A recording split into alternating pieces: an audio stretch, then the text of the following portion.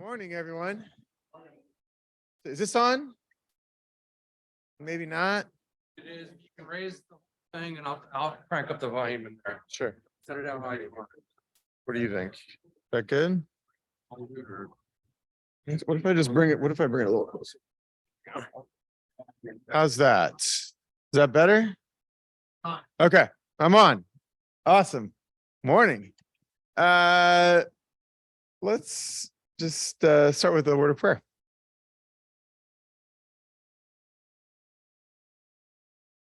God, we come into your presence this morning with gratitude for this community, for every person here, knowing all that they carry into this space.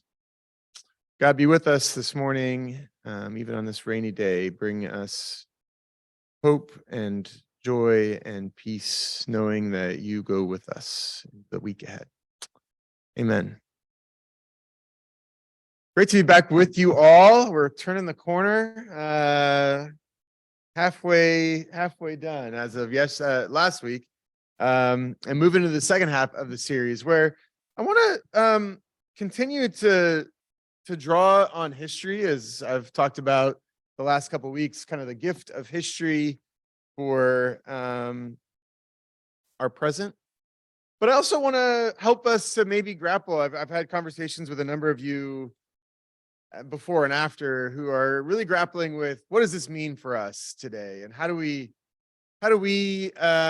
draw on the insights of the past, or what we can learn, and really make good use of them in our own context. So I think there'll be an opportunity to kind of do that today. I want to have you do a little thinking in small groups together at one point today about, how this stuff all works. But maybe before we kind of fully jump into today, let's once more kind of just take a look back and remember, what did we talk about last week? So week one, setting out this idea of kind of struggles, a challenging moment for both American Christianity and American democracy. Last week, what was the focus?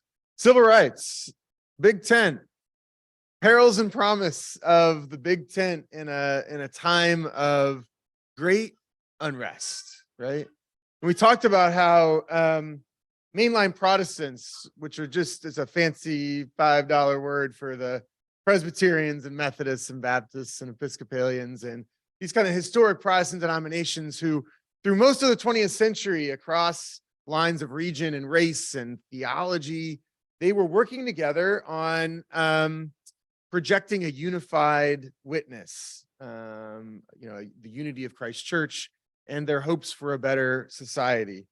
And we talked about last week how the civil rights struggle posed a particular challenge to their unity, and how they tried to navigate it. And part of the story there, right, is that that coalition was very broad.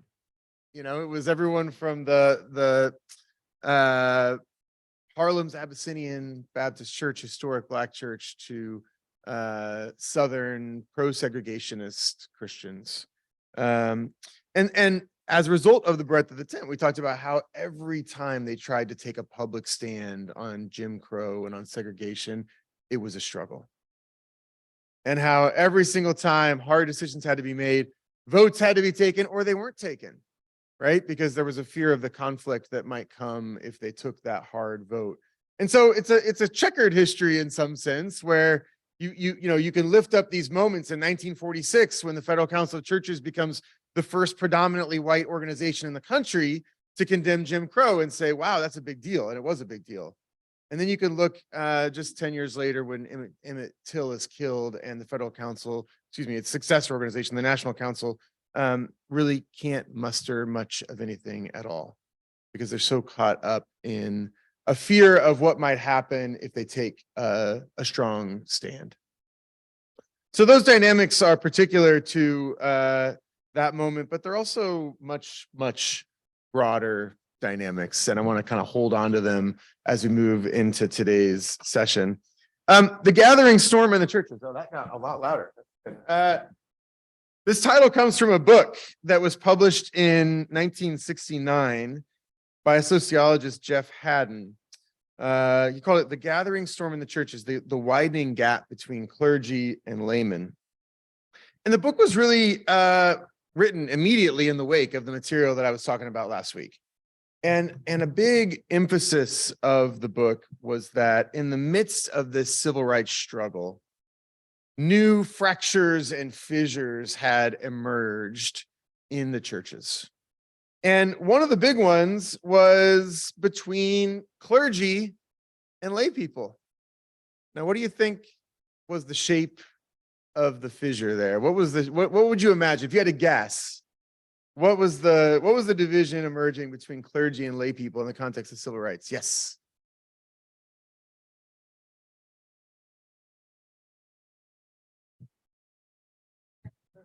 Yeah, whether the clergy should be involved in politics. What do you think the clergy thought? Clergy thought no, no. Anyone else?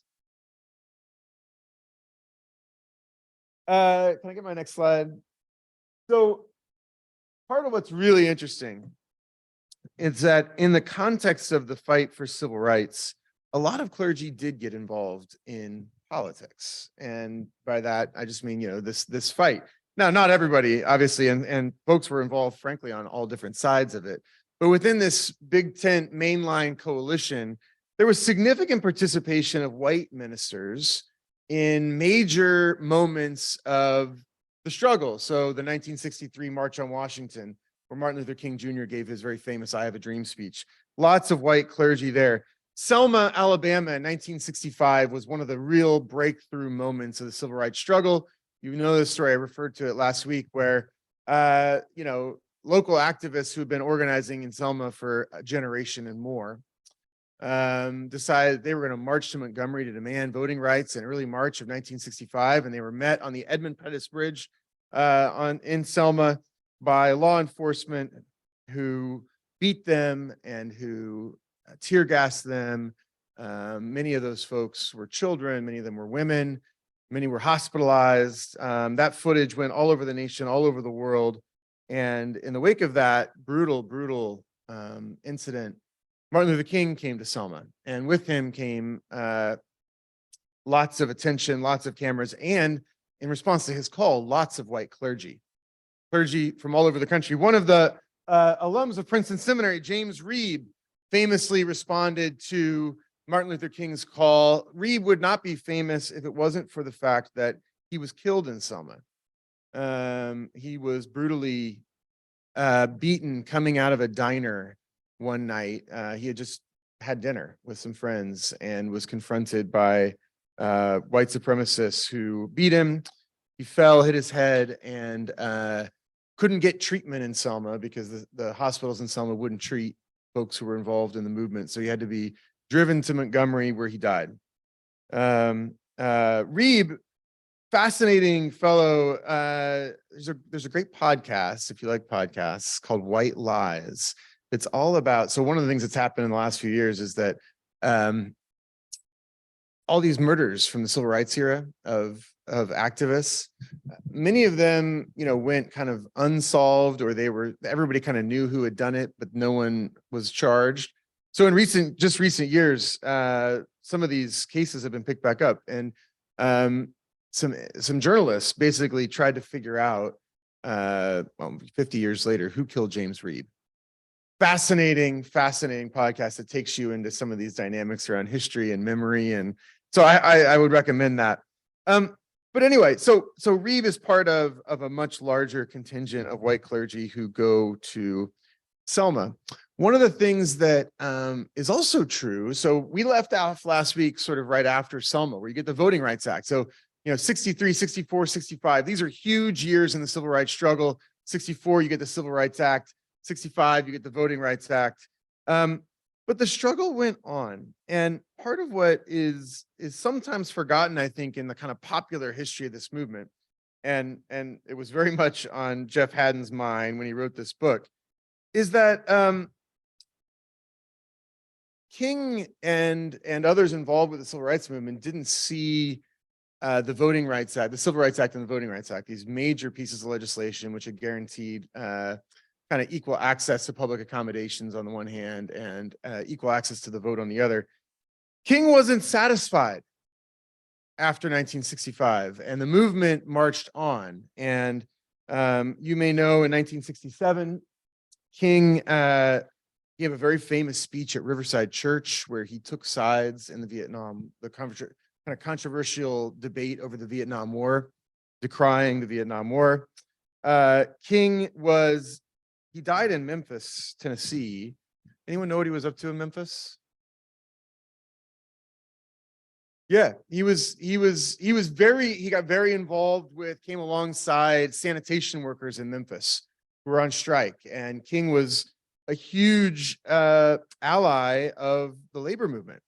And he died actually in this labor struggle in Memphis, giving, a speech just a few weeks before his death, where, to those who would say, well, you got what you wanted, you got the public accommodations, you got the voting rights, why can't you just be happy now? And King gave this stirring series of speeches in the weeks before he died, where he gave a speech to these sanitation workers where he's riffing on the parable of the poor man, Lazarus, and Lazarus and the rich man. And he's got this whole riff where he says, what does it profit a man to be able to sit at an integrated lunch counter if he can't afford to buy himself lunch? What does it profit a man to be able to stay overnight in a hotel if he can't afford to take his family on vacation? And so for King, the struggle for civil rights had moved on to questions of economic equality that were just as pressing in his view as questions around public accommodation and voting rights, which had been in some sense addressed by these breakthrough pieces of legislation. King famously went to Chicago in 1965, where he got a little tenement on the west side of the city in a very poor Black neighborhood, and tried to bring attention to issues of northern segregation, issues of housing inequality and whatnot in the North. And really found in Mayor Daley in Chicago, this kind of well-known, national and city boss, a much more formidable adversary than he had in Bull Connor and Southern white leaders who, in many cases, played right into King's hands. King knew how he had a strategy. He knew the cameras would follow him, and he knew that if Bull Connor would sick the dogs and sick, police on peaceful protest, that would carry, that it would get the attention of folks across the nation, in part because it got the attention of the Soviet Union.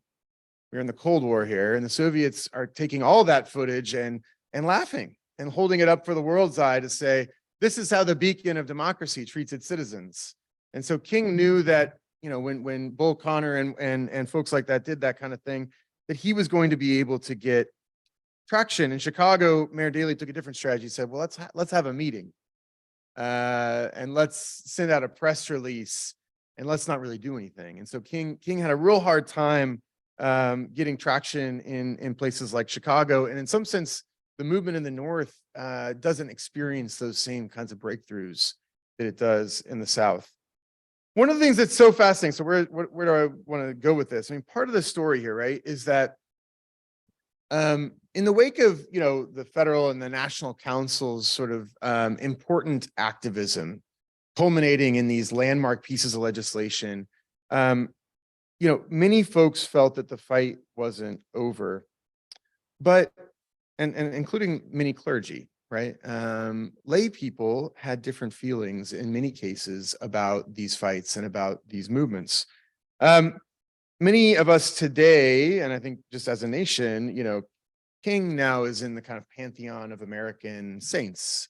But you probably know that, the fight to get his birthday recognized as a national holiday was a fight. And when he died and when he was assassinated in 1968, he was widely reviled by many white Christians. This is one of the things that's so interesting. So, I mean, this is why history can be helpful to us as we think about the present, right? Now, from the lens of now, looking back, King, for most Americans today, is a kind of a hero, someone we lift up, right? And I mean, I do think he's a hero in many ways, but when he died, that's not how folks saw him. In fact, I once, when I was in Chicago, I met a white pastor who was a seminarian in 1968 in California. And he confessed to me that when he heard the news of King's assassination, he celebrated as a seminarian in 1968, because he, like many white Christians, saw King as a communist, as a threat to the nation's very well-being. This is the truth, right? 27% of Protestants agreed with this statement in the late 1960s. Quote, Martin Luther King Jr. is an outstanding example of making Christianity relevant and meaningful for our day. 27% of Protestants agreed with that statement. So it gives you a sense of how stuff that we now see is like, oh, well, obviously that was good, right? Not quite so straightforward in the moment. Most clergy, most even white Protestant clergy, thought that the civil rights movement was a good thing. Only 10% or so of the folks involved in this big tent that I was talking about would say publicly that they didn't approve of the civil rights movement. But 44% of white Americans disapproved of the civil rights movement in the late 1960s, including 43% of those who attended church every week. So there's a huge gap that's emerging in the churches as you move forward into kind of the late 1960s and beyond. 77% of Protestant lay people, this is wild. So here's the gap, right? 77% of Protestant lay people say that clergy who got involved in the movement hurt the movement's cause and hurt their own cause. So a fascinating moment, right? Where we now look back on this, and I think a lot of young children in schools, as they learned about the civil rights movement, they think, I wish I had been alive during that. I wish I could have been involved in that, right? But the reality is that at the time, most folks didn't want to be, didn't see it as a good thing. Part of what, and I don't have time to get into all these details because I have a sort of activity that I want us to do together today. Part of what we know to be true, right, is that these lay people in Protestant churches who were at least nervous, if not outright opposed to civil rights, had come to a very different, they were part of a very different kind of movement, and one of the most powerful social movements in and around Protestant churches over the last generation, a movement that Richard Nixon would call the silent majority. Some of you may be familiar with this. Is a line from Nixon's speech. Historians have spent a lot of time studying these folks in recent generations. They're folks who, in many cases, if the civil rights era featured these epic battles between George Wallace, who, was segregation today, segregation tomorrow, segregation forever, and Martin Luther King, part of what Nixon was invoking with the silent majority, part of what these numbers surveying lay people that show a lot of, nervousness to opposition, part of what, was the case was that in the middle was a large percentage of the white Christian public that had come to see protests on either side, so the pro-segregation folks and the pro-civil rights folks, as the problem. And these are the folks that also King is in part writing to in the letter from Birmingham jail that we talked about last week. These are folks, the silent majority, who had often benefited from the New Deal. They often benefited from the GI Bill. Many of the folks in this generation had been able to go to college for free. They had been able to buy homes at a subsidized rate. But their main memory, their main narrative was that they wanted peace in the country, and that they wanted their communities, their increasingly suburban communities, as a time of growing suburbanization. They wanted them, they had a sense of, we have earned the right to live in these peaceful communities with these good schools, and we want to kind of shut out these loud voices on either side that are disrupting our peace. So part of what happens as King and others are mobilizing one of the most important social movements of modern world history, at the grassroots, there's a kind of counter movement that's emerging. It's very unhappy with protest in the streets of any kind, and that wants to shut down, has a kind of narrative of, people just need to do their own thing. People need to work hard and try hard, and they too can experience the goods that I have come to experience in my community. This is one of the big stories of American history in the last generation. So, emerging gap between clergy and lay people, somewhat along these lines. It doesn't get any better when, I need my next slide. As you move into the late 1960s into the 1970s, urgent demands for justice don't go away. They, in some sense, are amplified. James Foreman, pictured here, right outside of Riverside Church, where in 1969, he showed up with an urgent call for churches to respond. It's called the Black Manifesto. I don't know if you've heard of this, but in 1969, James Foreman presented a set of demands at this, cathedral of mainline Protestantism in New York City, demanding $500 million from white Christian churches and white Jewish synagogues of reparations to pay for all kinds of things: a Southern land bank, Black-run publishing houses, Black-run TV networks, a research center on Black life, training center for organizing skills and communications and beyond for Black Americans. Many of those who had been involved in these earlier fights for the Civil Rights Act and for the Voting Rights Act who had been hearing kind of the message of this silent majority that's rising up, also in response to the controversy over the Vietnam War, also in response to fights for women's rights, fights for climate, on climate. There's all sorts of social movements that are coming to a head. And in that context, when someone like James Foreman gets up in in Riverside Church and demands $500 million, a lot of white Protestant lay people are just not here for it. And so this is what Jeff Haddon, that's what his book's about. That this big tent, which had somehow managed sort of to hold together through these early years of civil rights struggle, was buckling big time. As fights for justice, calls for greater justice went forth, as lay people on the ground watched their ministers get involved in fights that they didn't personally believe in, and as at the grassroots, white Christian folks counter-mobilized, counter-organized against some of these fights, these calls for racial or gender or whatnot justice. That's the view from 10,000 feet. I want to take us down into a couple of very particular situations, and then I want to give some time for you all to talk about them and what you might have thought or felt or done had you been in these two particular situations. The first one is Cicero, Illinois. Can I get my next slide here? So Cicero, Illinois. Anyone heard of Cicero? Right outside of Chicago, kind of southwest suburb, close in to the city. Cicero had been a place where lots of immigrants, children and grandchildren of immigrants lived.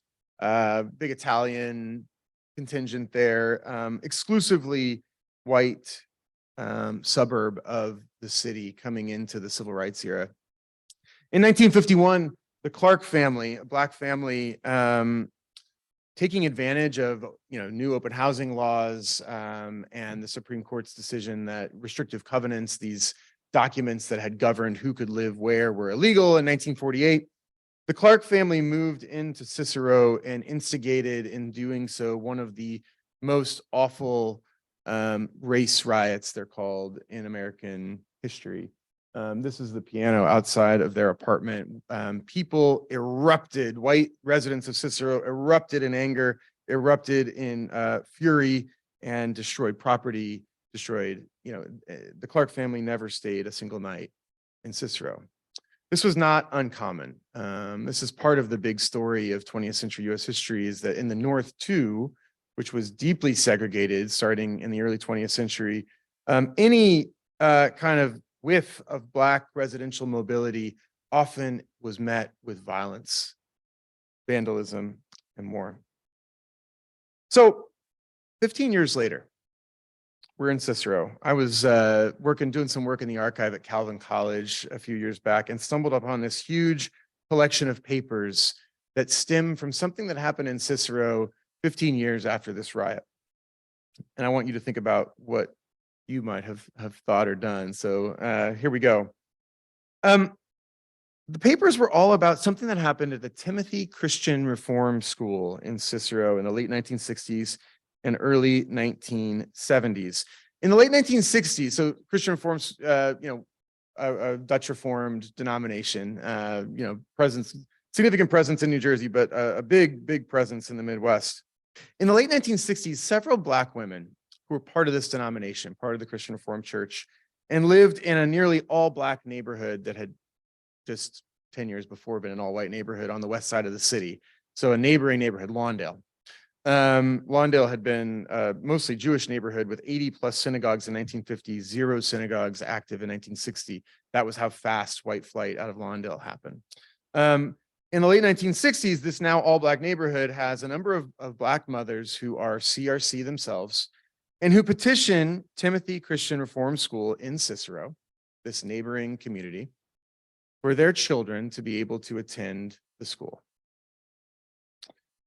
The board of Timothy Christian Reformed said no and justified its decision in terms of the safety of the children, both Black and white, citing threats of violence should these children be admitted to a school in this all-white community that just 15 years before had exploded in racial fury. But the mothers weren't content to just let it go. So Dorothy Roberts, one of these Black mothers, published a letter in the Banner, which was the kind of flagship paper of the Christian Reformed Church, explaining her side of the story, explaining what she'd experienced. She wrote in part, "Can you imagine how we felt when a number of the members of our denomination threatened to stop contributing money if they, our dear children, would be received into the school? Some parents said they would withdraw the children if ours came in. That is a sharp knife for Christians to wield.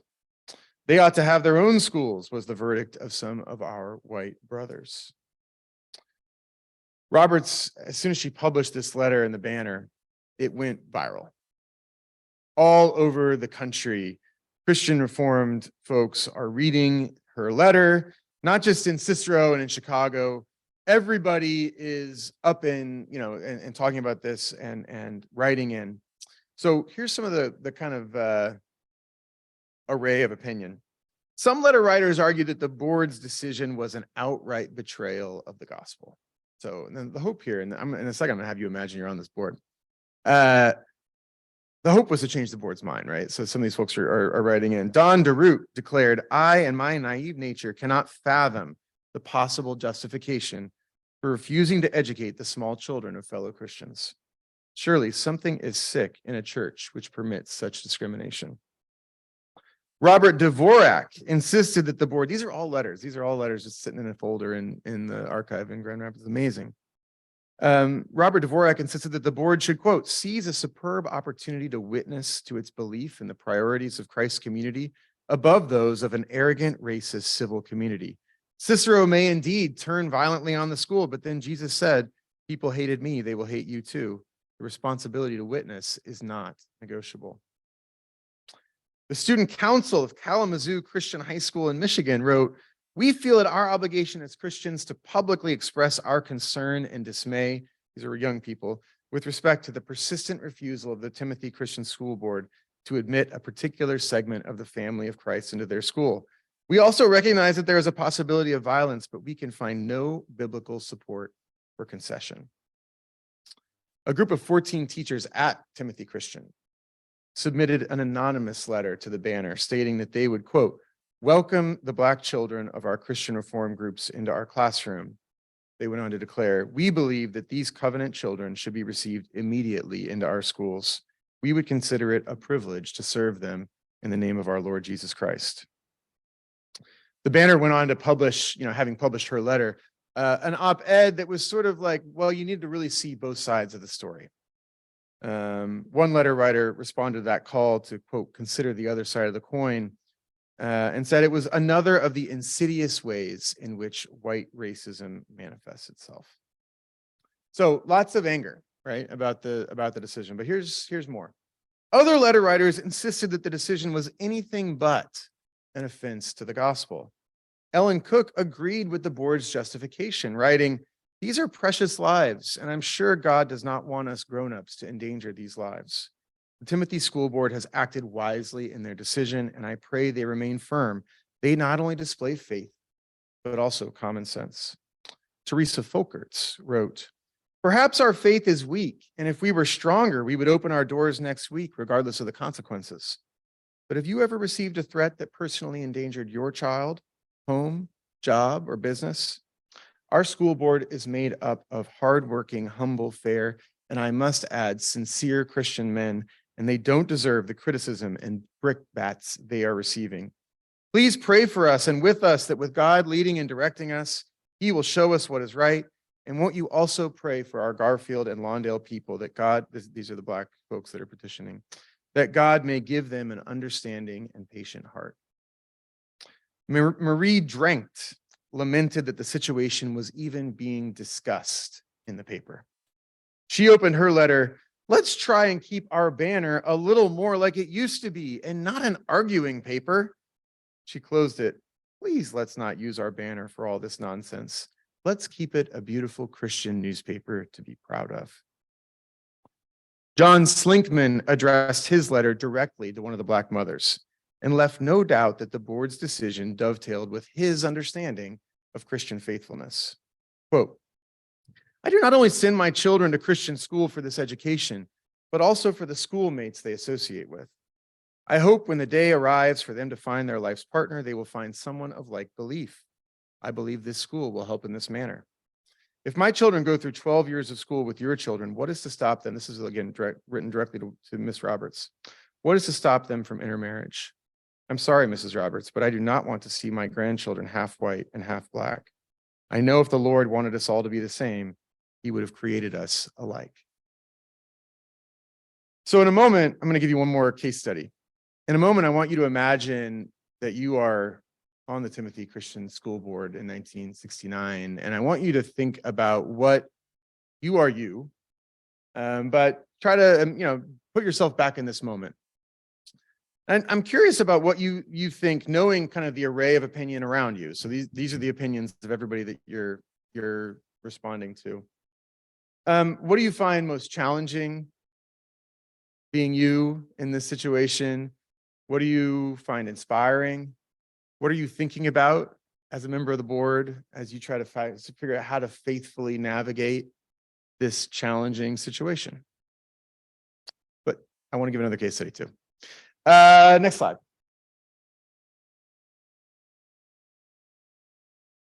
So I don't know how many of you know the story of Tucson Southside Presbyterian Church.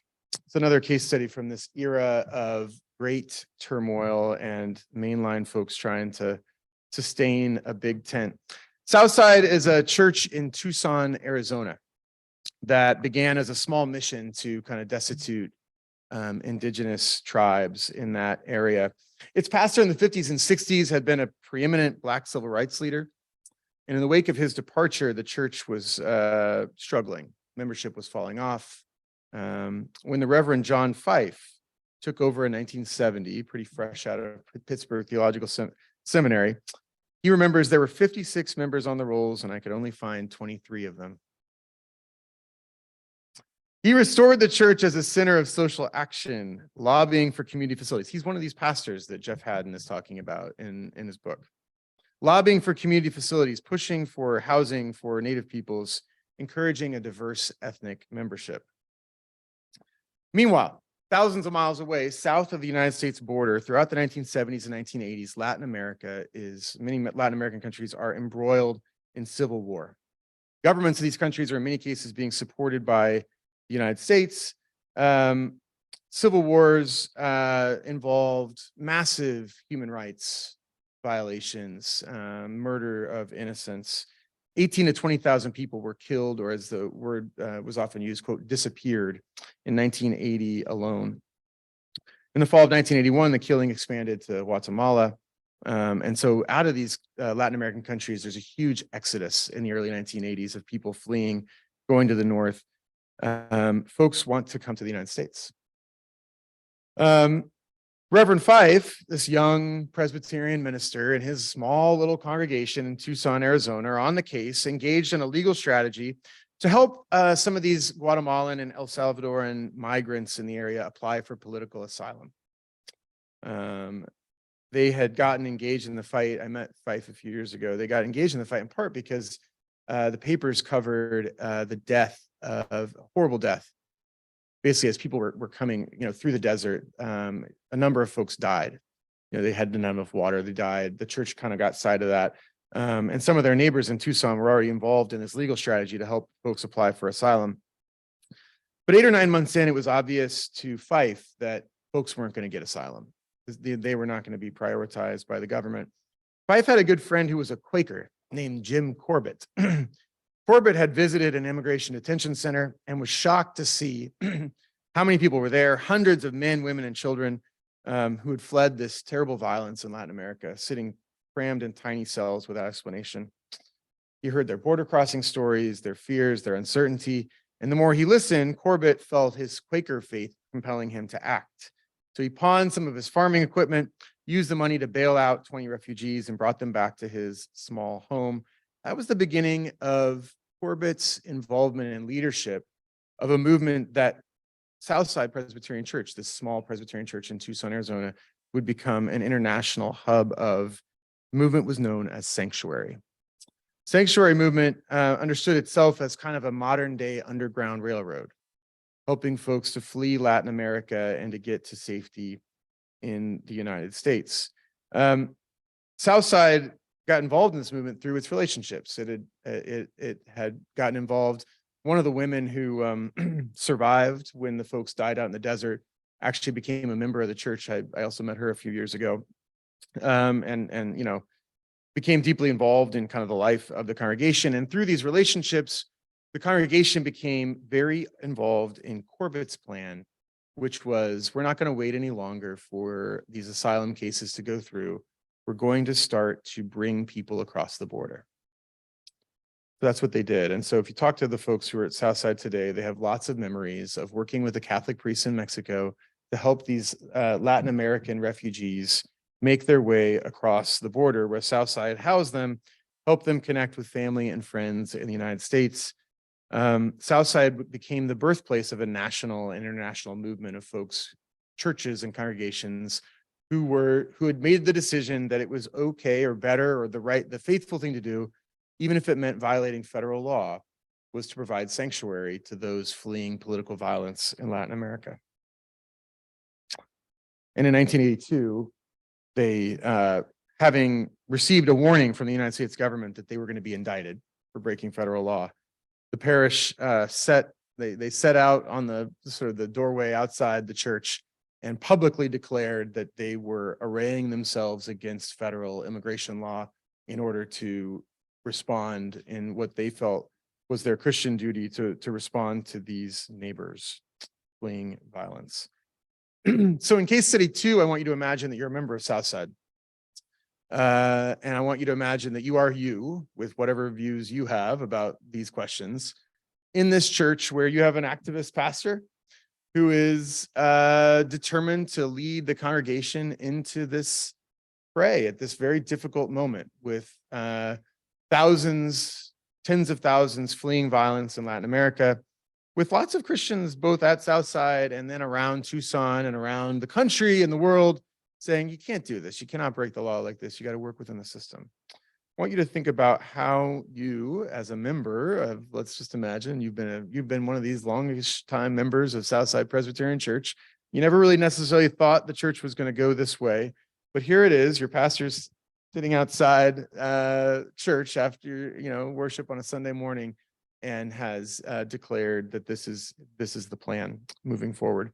I want you to talk to your neighbors for a few moments about these two situations, and to imagine they're very different situations, but both bring to the fore questions about how do you navigate really, really difficult question where no matter what you do, there's lives at stake.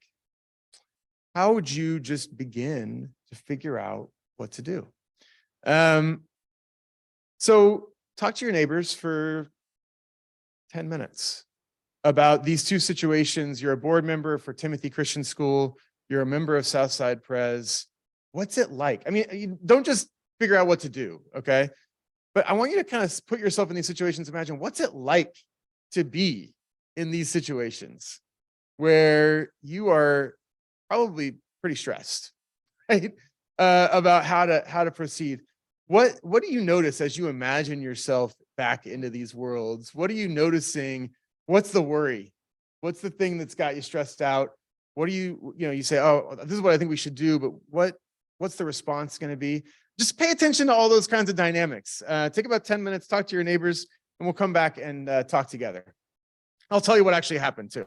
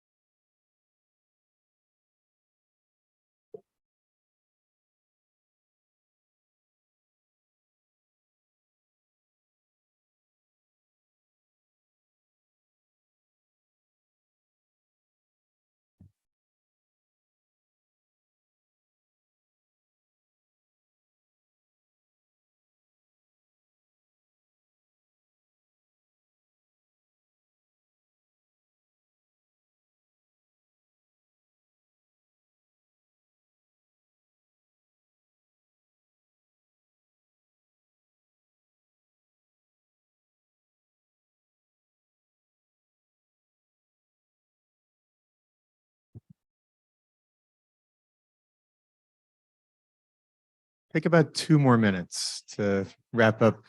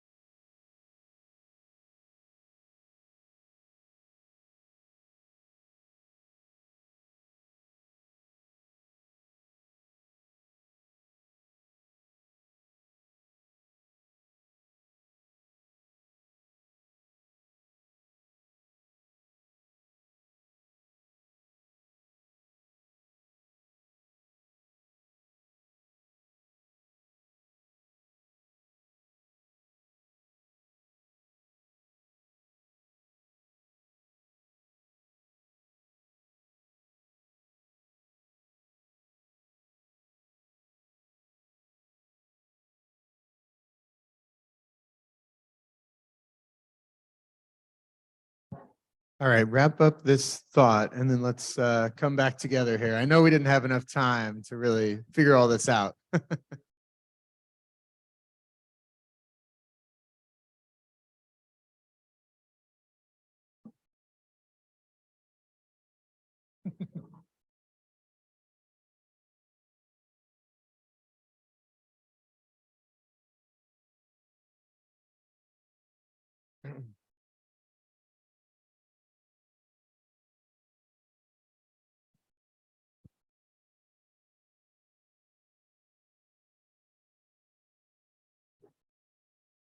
As you finish your thought, if you want to turn back around and let's come back together.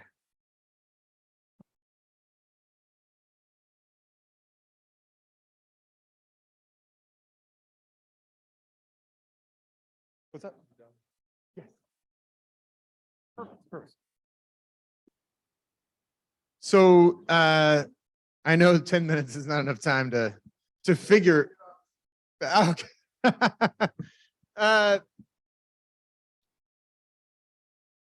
What I heard some good conversations happening. What were some of the things that came up in your groups as you were talking about these two different situations? Yes. Mhm. I think that's fair in the situation being what it was. Yep. Hmm.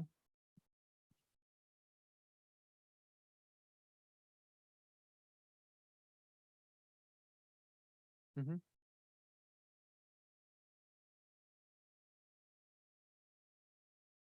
Yeah.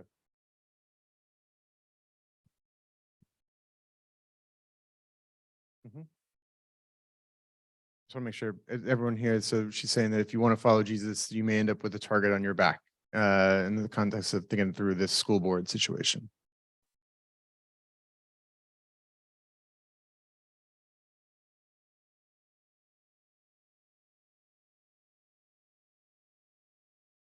Hmm. Hmm. Hmm. Yeah. Hmm. Hmm. Hmm.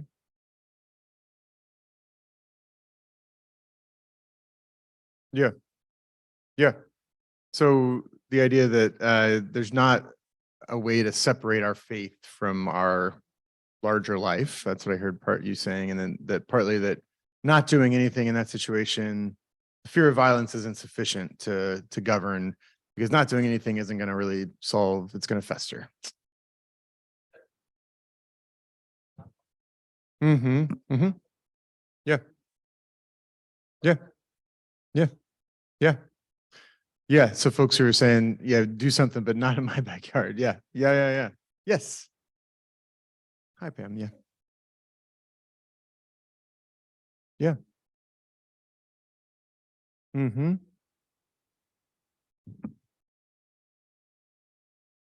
Yeah. Right.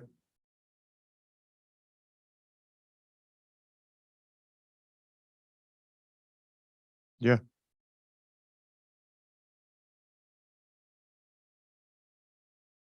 Mm-hmm. Mm-hmm. Yeah. Yeah. No, Pam's bringing the kind of insight that, as a board member, you have other responsibilities beyond just your opinion. Yep. And that, if something happened to a child or something like that, you would be responsible for that. No, that's right. That's right. Yeah. Mm, mm,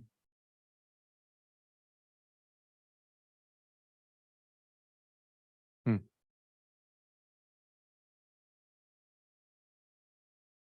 mm, mm.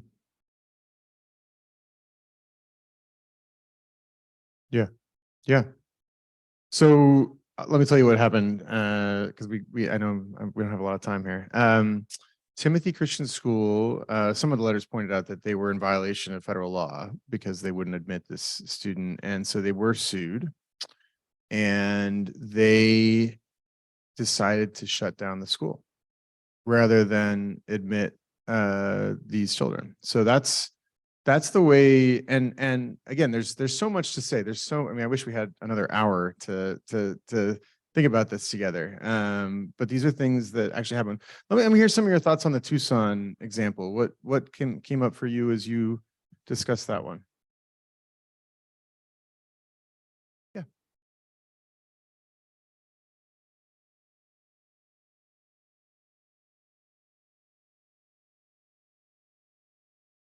Mm-hmm. Mm-hmm.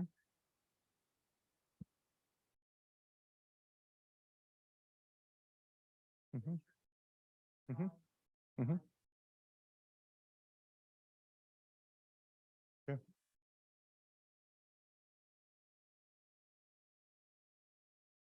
Mm-hmm.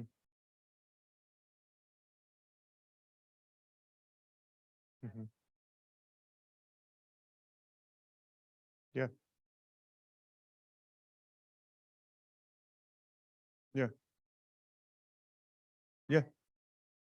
I mean, this is the thing. This is this fascinating dynamic that I talked about last week that I think I want to come back to also next week when we have more time. Is like this thing about, there's always a challenge with a Big Tent of the temptation to prioritize everyone being happy, even if that means that you can't really do anything, right? But then if you do something and people are unhappy, how does the community respond to that situation? Do the unhappy people just leave? Do the unhappy people find a way to hang in? How it might depend also on how the people who are happy about the decision respond to the unhappy folks. And so how this is complicated. These are very complicated dynamics. I had a conversation with a couple pastors and a bishop earlier this week that we recorded. I'll share it with you all down the road when it becomes available, about these very dynamics of hanging together in the midst of difference versus that's one vision of the church. And another vision of the church where it's like, I just want to be with people like me so that I can feel it's a refuge for me. And those are two very different visions of what a local congregation might be. And we talked through on this conversation, I think you all be very interested in it, about the kind of ups and downs of both of those approaches, and where might God's call on our communities be. I'm really out of time. Any last? So in Tucson, the church continued with its activism, and by 1986, so within a few years, the sanctuary movement had grown from this little Presbyterian church of 23 people to 300 churches in 34 states. And during the course of the 1980s, somewhere between 13 and 15,000 Latin American migrants moved through the sanctuary of Southside Presbyterian Church. Federal government, not happy, obviously, about the violation of federal law, infiltrated the church with federal agents who began to collect information about what was happening at the church, and eventually filed a federal lawsuit against John Fife. In 1986, he was convicted with 7 others on alien smuggling charges. But there was an international outpouring of support for the congregation, and so the judge gave him no jail time. Fascinating to talk through this whole situation, which lots of pain along the way for Fife. And I mean, you can imagine, obviously, if your church is infiltrated by federal agents and you think, someone's doing one thing and they're doing another thing. Throughout the whole thing, when I talked to him a few years ago, his thing was, and where he came down in these debates about how to proceed, he's like, look, I just had to stick with the biblical text and make clear what the biblical witness is. He said the whole of the Hebrew scripture and the New Testament texts are clear and unanimous. They don't leave a lot of wiggle room. That's how he ended up facing this federal lawsuit. Next week, when we come back together, I want to kind of start with thinking about how, for you all, I mean, we've spent a lot of time in history, and even today, thinking about these kind of more hot button cases, but there's things that just really happened in history, and they could offer a little bit of a vantage to explore challenging dynamics today. So next week, I'd love to think and start with what you see as the challenging dynamics for your congregation in navigating kind of these challenging times that we live in, where we started. So I look forward to that, and I hope we can continue to kind of draw on the lessons of history and bring those with us into a conversation about kind of what you all are facing today. So let me just close this with a word of prayer. God, thank you for this community, this congregation, for its faithful witness through centuries. God, thank you for the chance to have these conversations, to figure out what it means to hang together, even in the toughest of times. God, be with us into this week and bring us back together safely next Sunday. Amen. Thank you all so much.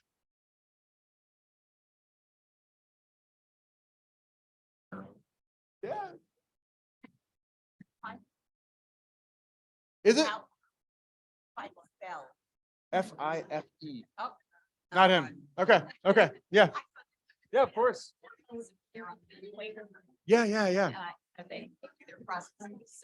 Yeah. Yeah. Yeah. Yeah. Yeah. Yeah. Of course. Of course. Yeah. Yeah.